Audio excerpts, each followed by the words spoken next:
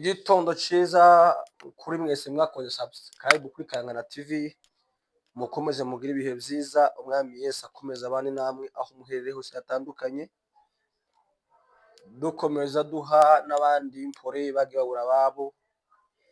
Ni mw'isi y'ivyago, turi mw'isi y'intambara, turi mw'isi iyo guhemukirwa ijoro n'igitondo, ariko mwihangane mukomere, igitondo kimwe izuba rizarasa. Hanyuma reka tubagezeho amakuru yaranze akarere ka Uvira ku munsi w'ejo ndetse n'uyu munsi mu gitondo amakuru ahavyukiye. Reka twongere kandi tubasabe gukora subscribe kuri Kangana TV, tuza tubana umwanya kuwundi, kandi abakomeje kuyikora rwose Imana ibahe imigisha. Hanyuma n'abandi batarayikora mwokanda aho hepfo handitse subscribe cyangwa sabone kugira ngo ibikorwa byacu bizabageraho buri munsi. Hanyuma amakuru yaranze Uvira ku munsi w'ejo nuko hakomeje kuba umwuka mubi cyangwa se hakomeje kuba akajagari kadasanzwe. Aho ni mu gihe ingabo za AFC zamaze kuhava, abazalendo ndetse na FARDC na mayimayi n'abarundi bashiramo akajagari kadasanzwe. Niyo umunsi w'ejo hapfuye abagore babiri barashwe n'abazalendo ngo kubera ko bakoranaga n'ingabo za AFC M23. Ku munsi w'ejo baraswa abagore babiri babasigisha abana ndetse n'abatware babo.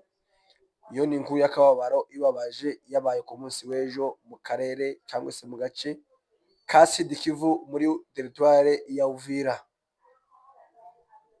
Ndetse andi makuru twabashije kumenya ku munsi w'ejo ariko tutamenya amasaha asa n'agiye, nuko hari itangazo ryasohowe n'umuvugizi w'igisirikare ca FARDC ca Congo avuga ko abazalendo muri Uvira bakomeje kugira umwuka mubi cyangwa se gusenya amazu y'abaturage. Igisirikare ca Congo aba arico gitanga iryo tangazo conyine, aba arico kirivuga kuko bariko basenya amazu ndetse bariko bicamo n'abantu. Aho iryo tangazo ryanditswe n'umuvugizi mukuru w'igisirikare ca Congo. Amakuru rero ahavyukiye muri kino gitondo nuko ingabo z'abarundi zinjiye mu gitondo ndetse hinjiye n'abamerceneri bari abazungu bo muri Afurika y'Epfo bongeye kwinjira mu mujyi wa Uvira mu gatondo, kuko mwabibona ku mashusho ngaba.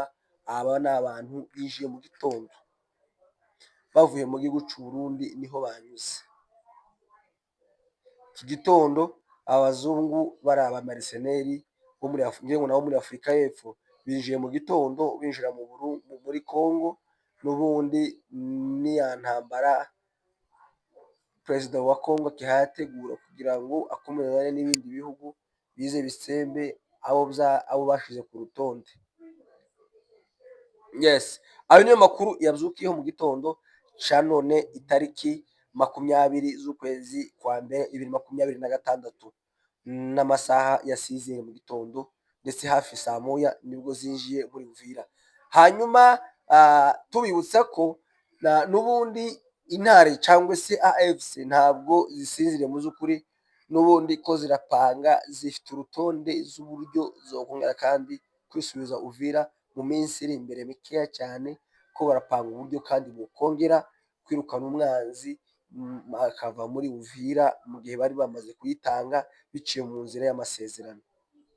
Ubu nyine bari muri gahunda yihutirwa cyane uburyo bukongera kandi kugarura uriya mujyi wa Uvira, umutekano ukongera kandi ugahabwa abaturage b'abakongomani.